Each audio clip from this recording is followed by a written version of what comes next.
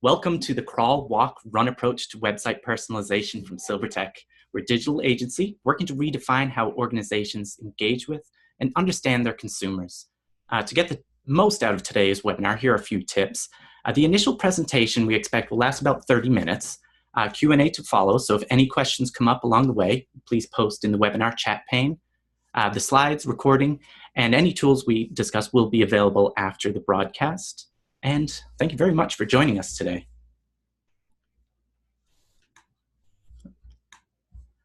Well, I am your host, Ian Hughes. I'm the marketing manager here at SilverTech. I help our clients develop and execute digital marketing strategies and co-host our webinars.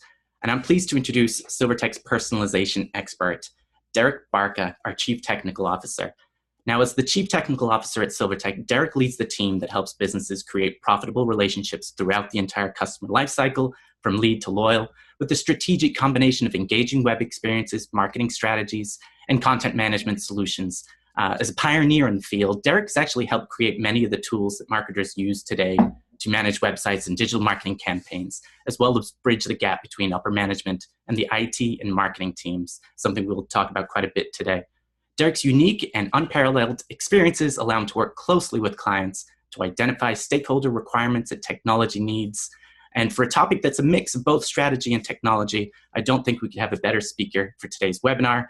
So enough speaking about you as if you were not here. Welcome, Derek, and thank you for joining us today. Thank you for having me. So our technology partners here, I just want to throw out a quick reminder of who we are. SilverTech, again, digital agency, technology company. We've been in the digital space since 1996. More than 75 crew members, engaged in more than 80 active projects across a variety of industries. Our goal, as I had said, is to redefine how organizations understand their audience and the entire customer journey. We do so with intuitive design and a seamless sharing of data across the main marketing technology platforms, your content management systems, marketing automation platform, and CRM. We're a Google Premier partner, Sitecore Gold partner, Salesforce partner, HubSpot Gold partner, Sitefinity partner, and Kentago Gold partner.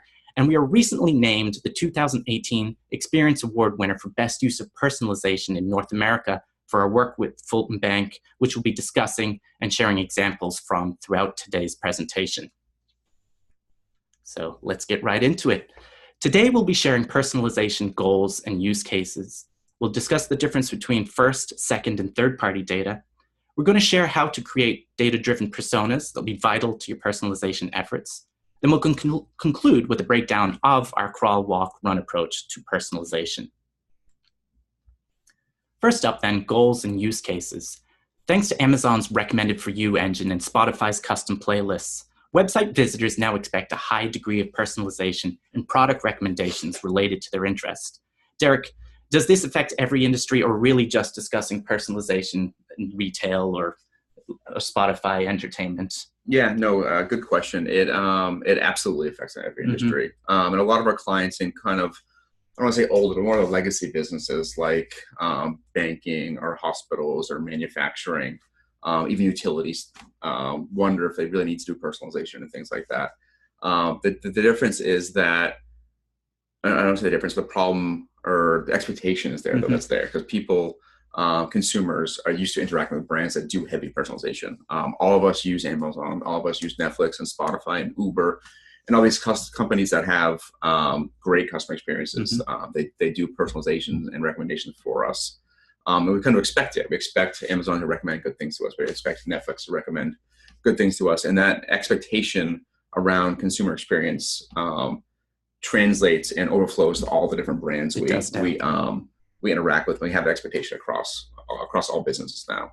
I'd say it also makes, not just from an expectation standpoint, but it makes business sense as well. If you look at those brands we just talked about, they make a lot of money off of their recommendation engines. Sure. You look at someone like Netflix, who's probably arguably the largest provider of digital content out there. Them and YouTube are probably right there as far as it goes. They actually save around $1 billion a year based upon the personalization engine. Right. The reason for that is their business is subscriptions, right? So they need everyone to pay their $9.95 a month to keep their business going. If they lose a customer, it takes a lot of money to go find a new customer. Sure. And the way they get around that is through their recommendation engine. 75% of all views on Netflix are actually coming from a recommendation. And from that, they attribute over $1 billion in savings and not having to go find new customers because of customer return. So they're saving lots of money from the recommendation engine.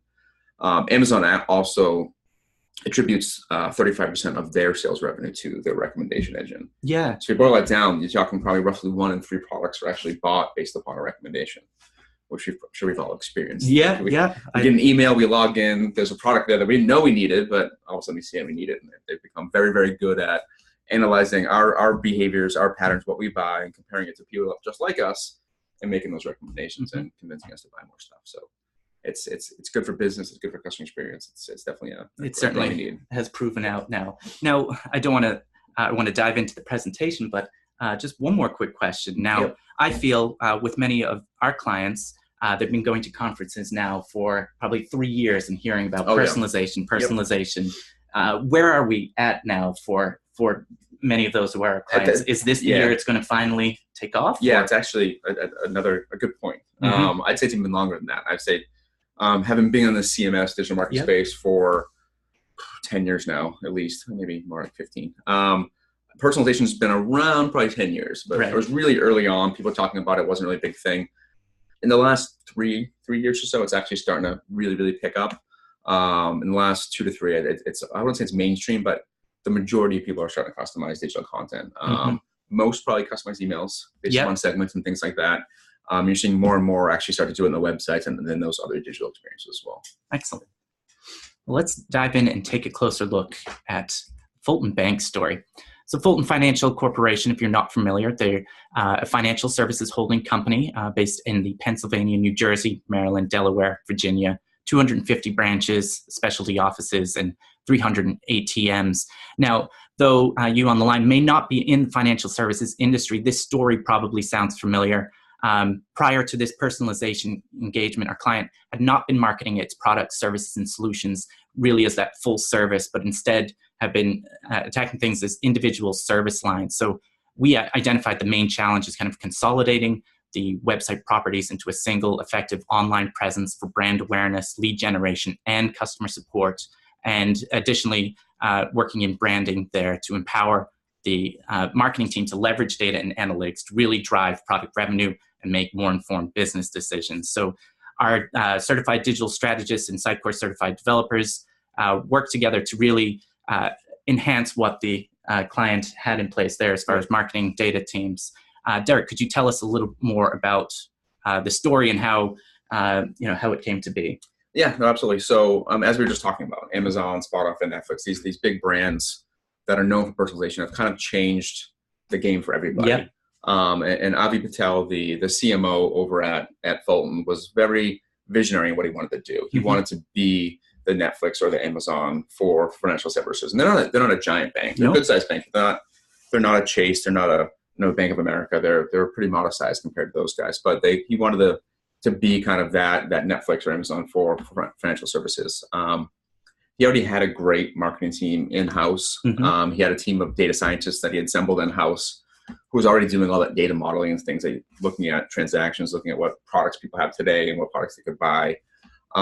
Where we came in, we kind of came and helped him put kind of a digital strategy around how do you model this data and how do you turn that into actionable insights for marketing and sales and things like that.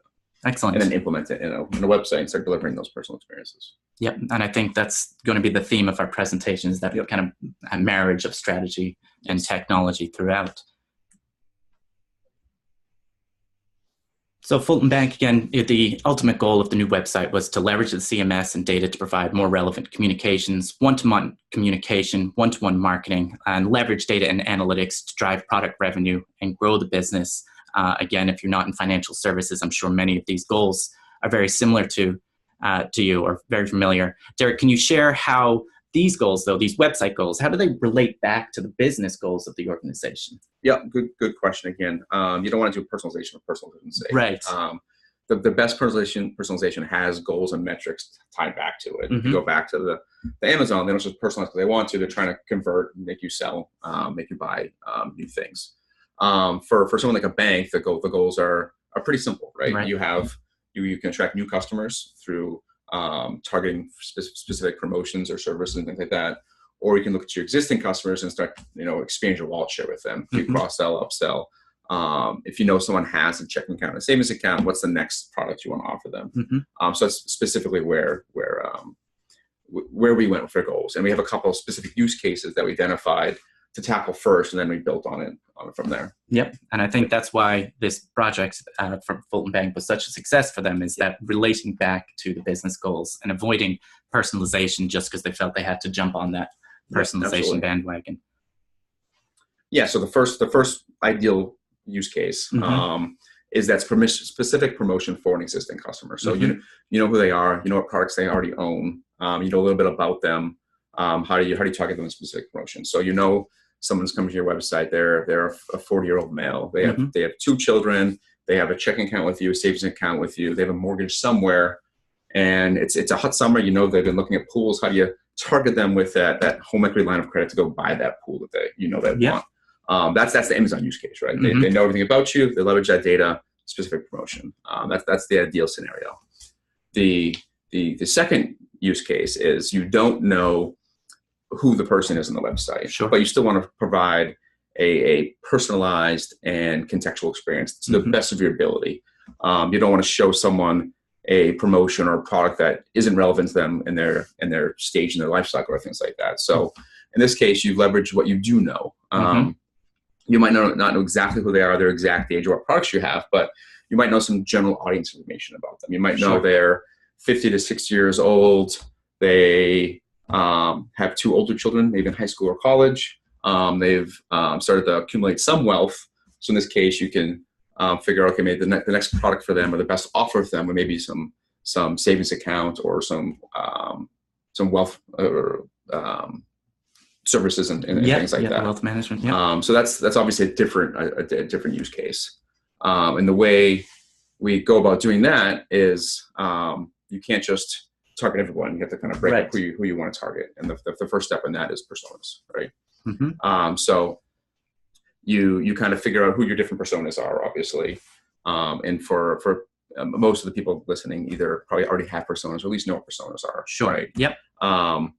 HubSpot, as you can see on the screen, is there. They're kind of like the leaders when it comes to persona and content-based marketing. So they've defined personas as kind of that semi-fictional representation of your ideal customer based on your research and your data and stuff like that. So when you're looking at someone like Fulton Bank, they obviously know who their ideal customers are. We can define personas, and then based on those personas, start to target specific promotions and things like that. It's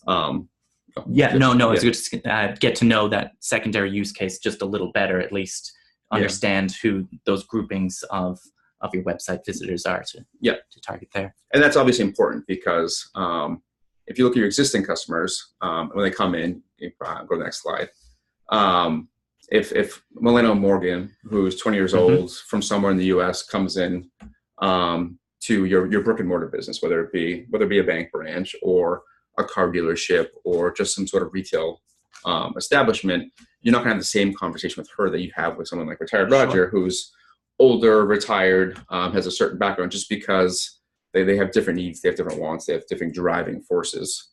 They're at different stages of their life, so they have different product needs. So you're not going to have that same conversation with them. So why would you do that on your website as well? Sure. Right? Yeah, and I suppose that is what we have been doing, is just broadcasting that single brand message in many cases, when we wouldn't do that in any of our physical locations. Yeah. So exactly. So if you go back to the website, if you're looking at that younger professional who maybe doesn't own a home yet, but has started saving, and you can tell they've started saving. Maybe they're starting to look for homes because they've been on other websites and stuff for that, looking at that type of thing. The best content for them would be starting to talk about that home mortgage. Sure. Obviously, if you're that first-time home buyer, it's a stressful situation. It's a lot of anxiety about the process and things like that. So maybe offer them some educational content, talk about the different types of loans that are available, maybe what the process looks like and stuff like that, and kind of give them that soft call to action, kind of start to warm them up a little bit. Versus someone older who probably maybe already has a home, has bought several homes, maybe has 2 homes, main home, a secondary home, stuff like that. If you show them content for first-time home buyers, it's going to turn them off. Sure. Yep. All of us as consumers are expecting that message for us, and when we get those messages that aren't for us, or How many times you bought a product and then you continue to get emails or promotions for the same product? It's frustrating. So same thing with your content on your website. If you're showing content for someone that doesn't really need it, then it doesn't make sense. So the key is trying to figure out who's looking at content and providing the better content for them, obviously. Easier said than done, though, right? Sure. Let's talk a little bit how it was done. Yep. And I think key here is going to be defining first, second, and third party data and how each of them plays a role in personalization. First is first party data, if you wouldn't mind, Derek. Yeah, absolutely. So in order to define people and put them into personas, we leverage data a lot because that's how we're going to do it. First party data is probably the easiest one to understand. It's your data. It's the data you have on your customers, on your prospects, and things like that. It could be anything from the products they buy in your store. It could be the service you've already provided for them. It could be the demographic data you know about them. You know how old they are. You know what their title is. You know where they work. You might know if they're married or have children. There's a whole bunch of information you know about them that you can use to start to personalize your experience. This is the Amazon, Netflix story. They have all the data about you. They can leverage that data to provide that personalized experience. Coincidentally, the second one, second party data. Second party data is an interesting one. It's someone else's first party data. So imagine you could go and buy Amazon's data. That would be second party data. Now they're not going to sell that to you because it's their data, right? But there are companies out there that will sell you their second party data that you can leverage on its own as a standalone, or you can use that to complement your first party data to kind of learn more about your existing customers. Great, yeah. And then there are. And then finally, this is kind of the biggest one. Third party data. It's a little bit hard to kind of grasp the concept of it at first, but third party data it's again, I don't want to say it's someone else's data, but it's everyone's data almost. I think about third party data as it's your digital footprint. It's everywhere you've been, every interaction you've had digitally that's kind of been accumulated. So we all know the stories about Facebook and personalization and privacy and stuff like that. But when you look at those big ad companies and other companies and stuff like that, they can follow you from place to place to place. So Google Analytics is installed on almost every single website. There's Facebook pixels installed on tons and tons of websites. So because of that, you can kind of track all the different sites that people go to. And based upon those behaviors and other ways to interact with brands digitally, it can kind of create this digital footprint or picture of you.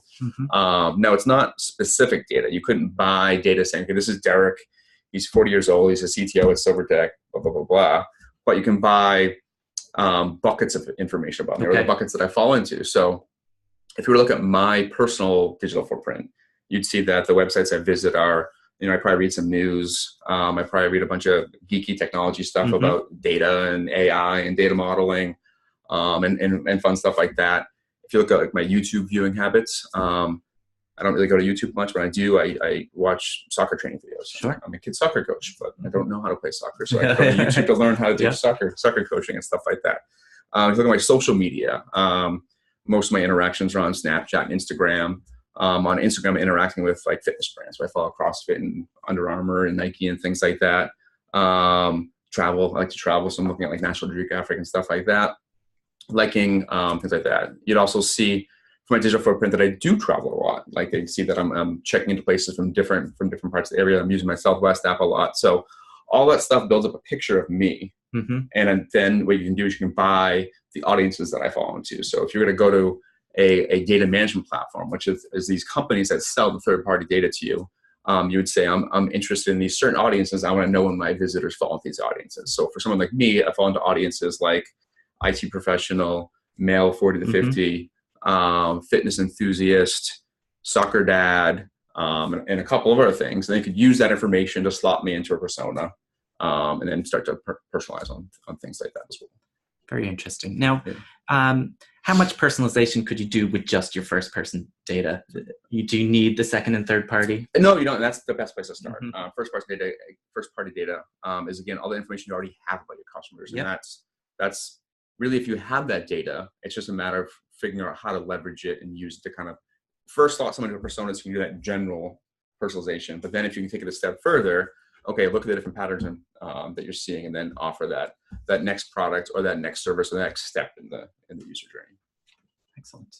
So let's talk now a little bit about data-driven personas and personalization. So now we kind of understand the data. We've identified some personas and time to tie the two together. Yeah, absolutely. So in this particular case, the CMS was Sitecore. Mm-hmm. Sitecore had something called an experience profile, which is the profile of the visitor on your website. Okay. Again, this is Sitecore, but any of the other CMSs out there, whether it be Sitefinity in their digital experience cloud and Kentico in their visitor profile, they'll have the same type of concept. Mm-hmm. But in this particular case, what we did was we took that first party data that we had in the marketing data mart, Yep. which is things like what services and products they have already, what types of transactions are they doing, how old are they, what's their affluence, things like that. Mine that information together to put people into certain personas, and again, target what promotions we want to offer them. And we fed that information into the experience profile in the CMS.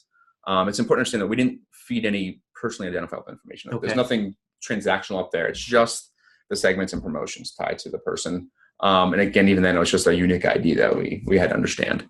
But now that information's in the CMS, and the next time that person comes to the website, it's very, very easy to start to personalize based upon that information. And that's for the known user. For the unknown user, we leverage that data management platform. So as soon as someone comes to a website, we connect to the DMP, and they give us all the audiences that we've subscribed to that person fits into.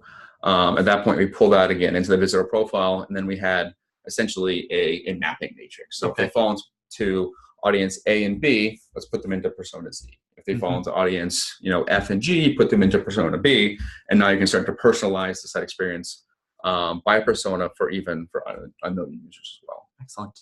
Now, you did mention something there in passing that I think would be a concern of many listening on the line, the identifiable data and privacy concerns here. Mm-hmm. Are the lines that are being crossed, or is this is all?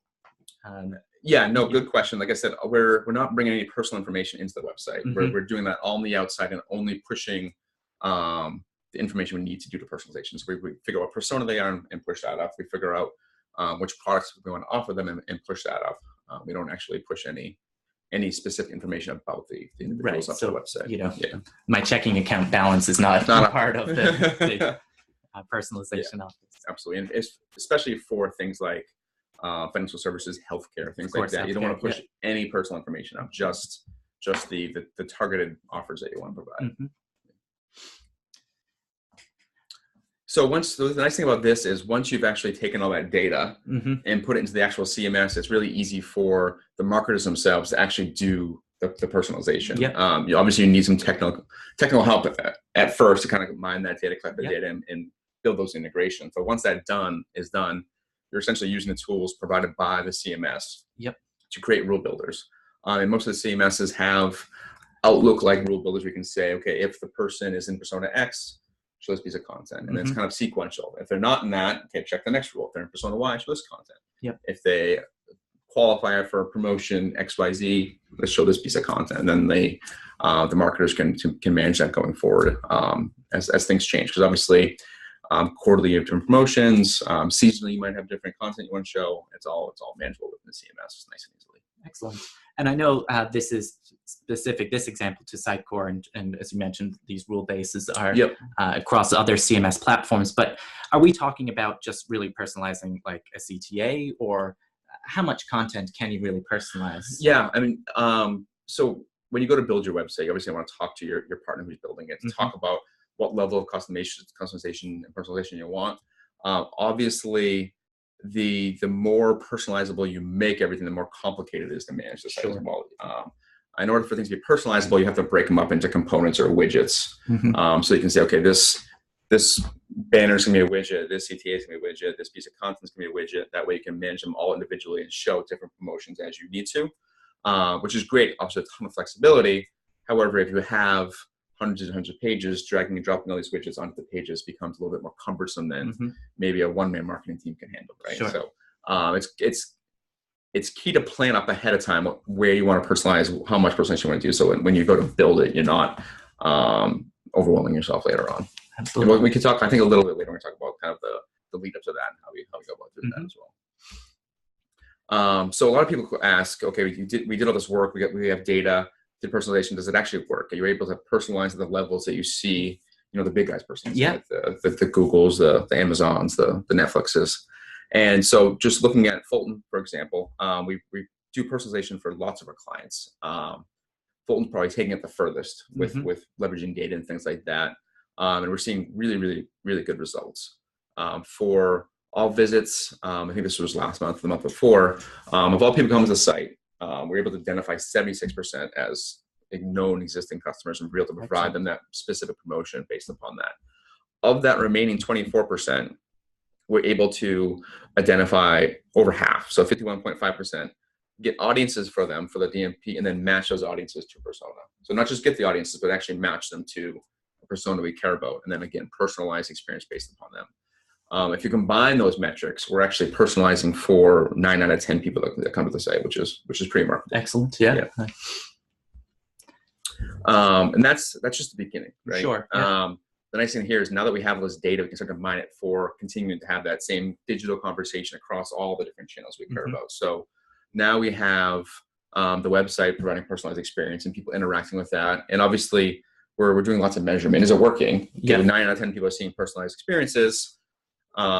Is each personalized experience actually creating more conversions and stuff like that? And that's obviously something you have to measure and tweak as you go along. So maybe the content's wrong, maybe it's not working. So you have to measure that and make sure it's going and adjust as you have to. But once you get that solid, you really want to focus on having that next conversation, whether it be online, offline, email, and things like that. But now we have the first party data, we have the website, we have everything that they're interacting with on the website. So just starting there, someone comes to the website, you know who they are, you know what persona they fall into. Now they go and visit a rates page. Maybe you follow up with an email when rates gets dropped because you know they're interested in rates. Sure. You take that third party data and say, okay, I know they're a car shopper because they fall into the car shopper segment because they're probably on cars.com or something else. Now we follow up with an email saying, hey, so-and-so, just, our auto rates just dropped. And now you can start to have that conversation specific to them and what their needs are, and doing it offline as well, which is really interesting.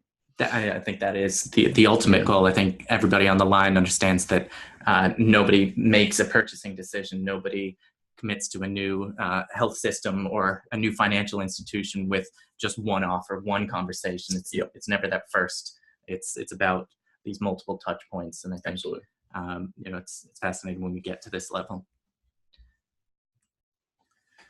So all of that's probably pretty overwhelming. Yes. So I think we got to the run, what it would look like with those next best conversations beyond the website visit. So let's talk a little bit about this idea of a crawl, walk, run approach, Derek, if you could. Personalizing at this level is very, very daunting because there's a million different things that have to happen correctly.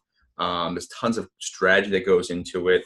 There's tons of content that has to be written in order to get this actually working, which is a lot for most marketing teams to bite off because they have day jobs too. There's other things they need to do. It's not just the website. They're working with other channels and emails and promotions and stuff like that. So how do you get there? And we've always advocated that crawl, walk, run approach. Let's take small chunks, do it well, perfect it, take another small chunk, do it well, and perfect it. So first and foremost, you need personas. It doesn't make sense to have that one-to-one conversation unless you know who you're talking to and what their needs are, what their desires are, what drives them to your business, and what's going to drive them to convert. So first and foremost, create your personas, create your journeys, and figure out how you want to talk to that person, right? Excellent. And here's a look at kind of one of our sample personas here. And I'd like to share too, and we have further materials available on persona development, but I'd like to jump in and talk a little bit about kind of the strategy piece. As you mentioned, I think this is step one in the crawl, walk, run approach, is really defining personas. I'd like to share what I see as kind of the 7 steps to really successful persona creation. You want to use your analytics. Here Google Analytics will prove itself to be one of your most valuable tools in your marketing toolbox. You want to look at your audience acquisition, behavior reports. You'll get crucial data there to really inform demographics, motivations, and the frustrations, barriers sections. You saw that persona example in the previous screen. I think the second step I like to recommend is including your team. One of the main purposes of creating personas is really to avoid kind of self-referential content creation, like not writing website content that you think, for yourself that you think would be appropriate for the page. You want to get yourself into the mindset of your audience. So I think the first step you need to do is talk to those teams on the front lines. If you have a customer service department, if you have a call center, find out what they're hearing from your audience.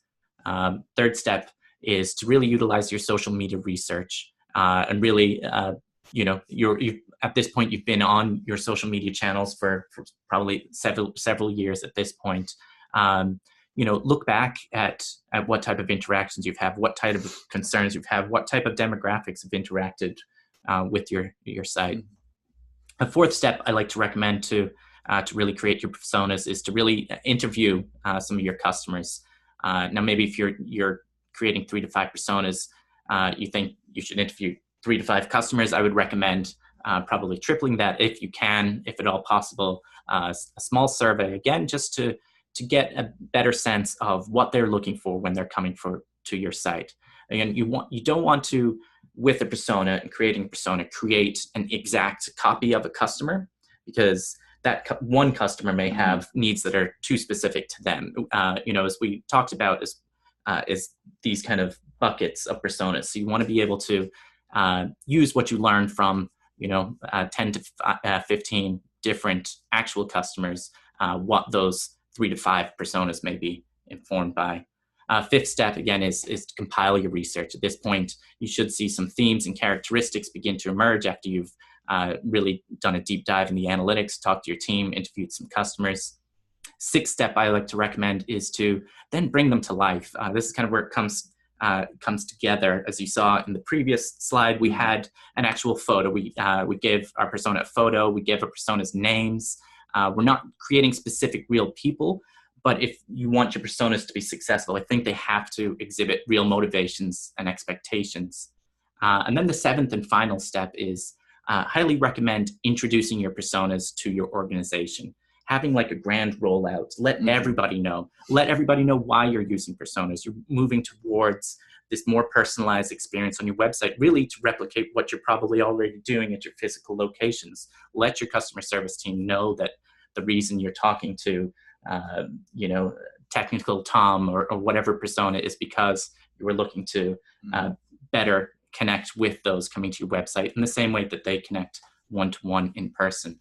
Again, we have several resources on the website. Many of you may have received my email offering to check out our Personas webinar, but this is where you want to start in the crawl approach. You may have already started your personalization by developing your personas, and this is the reason why, really, as Joe Paluzzi of the Content Marketing Institution says it here, it's incredibly difficult to monetize an audience of everybody. Trying to do so only reduces the potential impact of your content and makes it more difficult for your business to achieve its marketing goals. Yep, and the last piece, I think this is where people also get tripped up. Once you're the personas, again, just starting to personalize can be very, very overwhelming. What we found very, very successful is creating these content persona matrices. Yeah. And it really simplifies it down. So you start with a single page. We're gonna personalize the home page. As you mentioned earlier, where we're going to personalize. You identify those 3 or 4 CTAs or spots of the homepage we're going to personalize. In this case, we're going to personalize a banner and then maybe a string of CTAs right below it.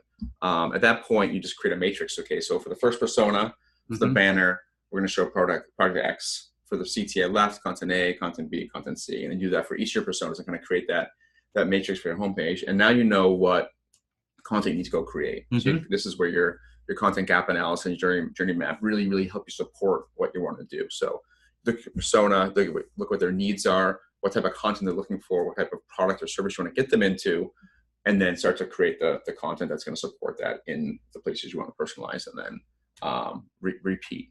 Once you've created that for your homepage, then you can move on to additional pages and start to personalize as much as you want or need to. The nice thing now is you also have this all documented. So as seasons change, as promotions change, as your business changes, you can revert back to this matrix you've created and say, okay, for this season, we're doing a bunch of promotions or sales on this product. For this persona, how do we want to target them, and go back to your matrix and start to identify how you want to speak to that audience, and then identify the content that you have to go and create to support that. Yeah, I find a content gap analysis as a really useful exercise, and it's not as I think complicated as it sounds, it can be as simple as this very straightforward matrix here, where you have your personas broken down and just checking some boxes that you have the right content for them. You really can't start to personalize until you have content. It's that's the hardest thing that some people forget. Is the technology. We can do the technology all day, but, we can do the strategy all day, but we still need to write that content for each of these situations. At this point, I think we've covered much of what I had hoped to get to. We shared the story of our client, Fulton Bank, and how they kind of looked back to their business goals to create that justification for moving forward, personalization. There is the use of that first, second, and third-party data, how that all plays together. I think there's that marriage of strategy, technology, and I think we've touched upon kind of those first steps there, and the crawl, walk, run approach is really developing your personas and all that goes into the work there. From your personas, you want to do that content matrix or a gap analysis, develop the content, and then it's really getting the technology pieces in place. So at this point, I'll open up to any questions. I'll check to see if anything may have come through.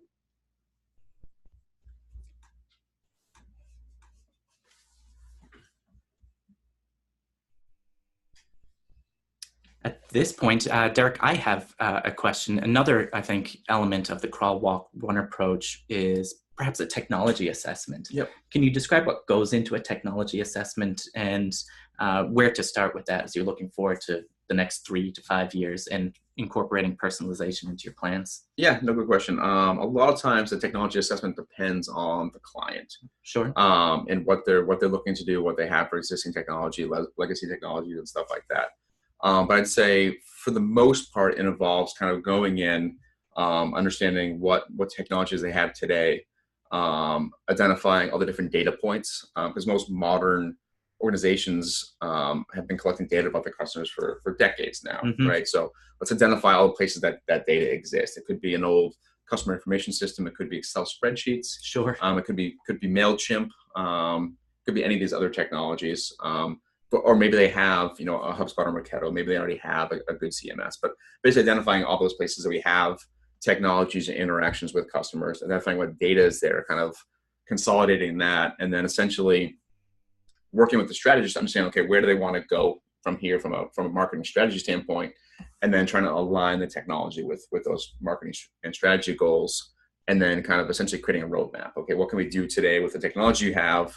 Okay, maybe 1 year out, we'll introduce this new technology or create this new integration and basically map out how we're going to end up getting to where they want to be strategically with the technology initiatives we have to do to support it. Excellent. And the next question that just came in, what if your website is not using a CMS? Is there a direction to start the more personal interaction process for your web users? Thoughts there, Derek? Yeah, that's another good question. There are ways to do it. It's a little bit more complicated, obviously, but there are tools out there that let you essentially manipulate content after the fact. So essentially, there's tools like people have probably used. The name of the A/B tools testing is Optimizely. So Optimizely lets you go and do A/B testing by browsing your homepage with a plugin, clicking on a banner, and then saying, okay, I want to switch this out for an A/B test. And essentially how that works is at runtime, some JavaScript inverted, and it will change the picture out for you. There's tools out there like Thunderhead and Optimizely that do that for personalization as well. The struggle there is that you have to somehow get the data into those other systems. And now you're managing content in multiple places. You have content on your static website, and you have content in your third-party tool for managing it. So it's not an ideal scenario, but for those customers that don't have a content management system in place, it's the best alternative. Yep. And another piece that I can think there, if you're not actually using a CMS, is perhaps in running PPC campaigns. Another tool that you can use is Unbounce. And I know built into that tool, there are options to kind of customize based on the keyword that was used to search. So if I'm looking for a particular item, you can use that keyword to appear on the landing page itself and start to give kind of a personalized experience. I think that does go a long way to get to content that matches with what my intention was in searching. So there are certainly ways to get to personalization, I think. And again, too, you got to start at your personas, make sure you have those, and I think you can begin that process. And I think, as Derek just outlined with the technology assessment, if you're not using a CMS, you probably want to see where in that 3 to 5 year plan it makes sense to use the CMS. So thank you so much for that question. At this time, I think that is drawing us to a conclusion here. I thank everybody for joining us on the line on behalf of SilverTech. I will have a recording of this presentation available if there are any pieces you wish to go back and view again. Yeah, thank you so much for your time. Thanks, Derek. Awesome. Thanks for having me. Excellent.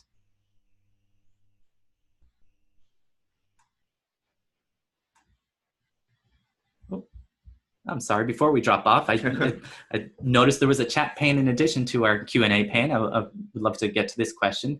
Can you speak a bit more about second-party data, Derek? Perhaps give an example of where this data is bought. Yeah, no, absolutely. So a lot of times you can buy the second-party data from that DMP as well. So the DMP will sell you that aggregate audience information, or you can use them as kind of your broker to buy the second-party data. Salesforce is one location for it. So Salesforce bought a company called Crux, I think last year, I believe. Crux was a data management platform. Salesforce bought them in order to kind of get that data management piece into their whole ecosystem of marketing and CRM and things like that. So you could go to Salesforce and say, okay, I'm interested in this type of data, and they would help you find a provider for that data. So a good example would be the one I used as an example. You could go and buy second-party data from, say, cars.com. So you're an auto dealership, and you want to know when someone's looking for a car, right? So you could buy cars.com second-party data and find out, what types of cars they're looking for, what trim levels they're looking for, what price ranges they're starting to shop for, and they can leverage that data to obviously provide specific marketing to those type of people. Excellent. Thank you. And thank you very much for your question there. And on that note, then I think we'll draw to a close. So again, thank you on behalf of SilverTech. Have a great rest of your day.